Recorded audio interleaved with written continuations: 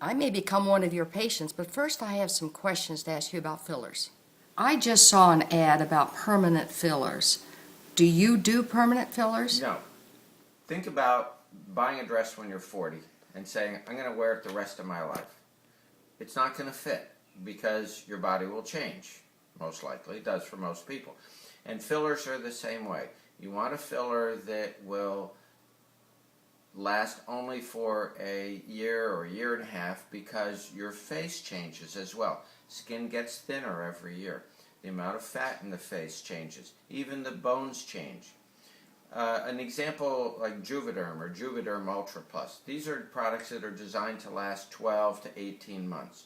They gradually go away so that we can then place the next increment of fillers in perhaps a slightly different location depending on the need. I was at a spa recently, and there was a friend of mine who was injected with the fillers just by one of the technicians there. Is that all right, or shouldn't it be done by a regular doctor, or how do you feel about this? Well, in Florida, the law is that only a medical doctor, an MD, a DO, a nurse practitioner, or a physician's assistant, those working under the supervision of a physician, are allowed to inject fillers. Doctor, what do you feel about the safety of the permanent fillers? You think of your face, it's not a piece of cloth. If it gets messed up, you can't go buy another one. So you want to have the filler put in by somebody who understands the anatomy of the skin, but also the anatomy of the muscles and other structures in the face, blood vessels and nerves, and also understands how those work. Don't the other practitioners have that information and know all of that about safety and everything? No, not necessarily, because that's not necessarily part of their training.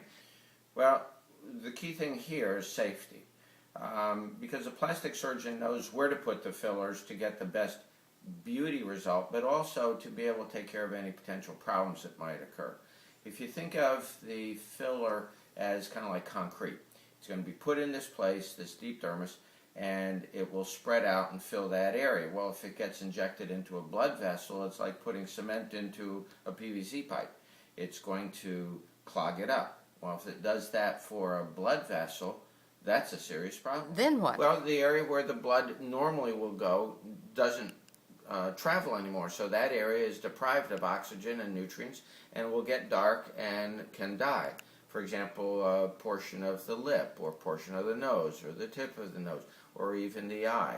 So you need to have someone who not only understands the anatomy, but also understands how to treat these kinds of complications, and is able to do so right away. In our practice, we like to have people come back a week or a week and a half later to make sure the filler's where we want it, and to make sure the patient is satisfied.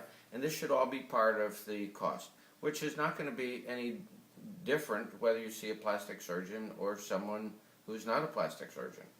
So how do I know how to choose a doctor? How do I know if they're qualified to do this? In the day and age of the internet, you can go to websites like healthgrades.com or doctorscorecard.com. Do I choose the one with the lowest price? Is there any difference? If the person isn't trained as a plastic surgeon who's doing the injecting of fillers, it may be that they are still practicing on you, and if they're practicing and learning on you, that may not be a good thing. That may be why they charge the lowest price out there. Plastic surgery is really the business of art. It was Ralph Waldo Emerson who said that the love of beauty is a matter of taste, but the creation of beauty is art. That's what plastic surgery is about. Thank you, Dr. Frazier. I really appreciate all your information. You've been extremely helpful. You're welcome.